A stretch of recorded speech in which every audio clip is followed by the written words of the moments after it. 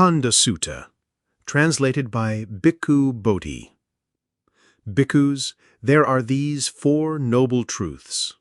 What 4? The noble truth of suffering, the noble truth of the origin of suffering, the noble truth of the cessation of suffering, the noble truth of the way leading to the cessation of suffering. And what, bhikkhus, is the noble truth of suffering? It should be said, the 5 aggregates subject to clinging.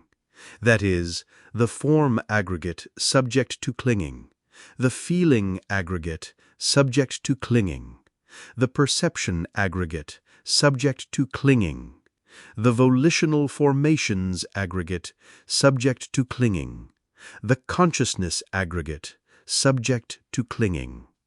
This is called the noble truth of suffering.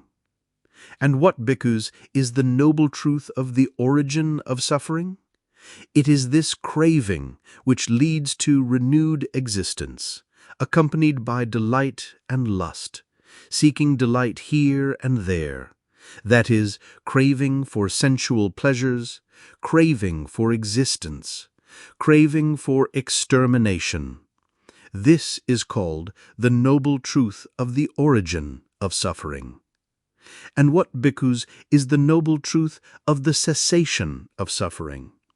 It is the remainderless fading away and cessation of that same craving, the giving up and relinquishing of it, freedom from it, non-reliance on it. This is called the noble truth of the cessation of suffering. And what, bhikkhus, is the noble truth of the way leading to the cessation of suffering? It is this noble eightfold path, that is, right view, right intention, right speech, right action, right livelihood, right efforts, right mindfulness, right concentration. This is called the noble truth of the way leading to the cessation of suffering. These, bhikkhus, are the 4 noble truths. Therefore, bhikkhus, an exertion should be made to understand this is suffering. An exertion should be made to understand this is the origin of suffering. An exertion should be made to understand this is the cessation of suffering. And exertion should be made to understand this is the way leading to the cessation of suffering.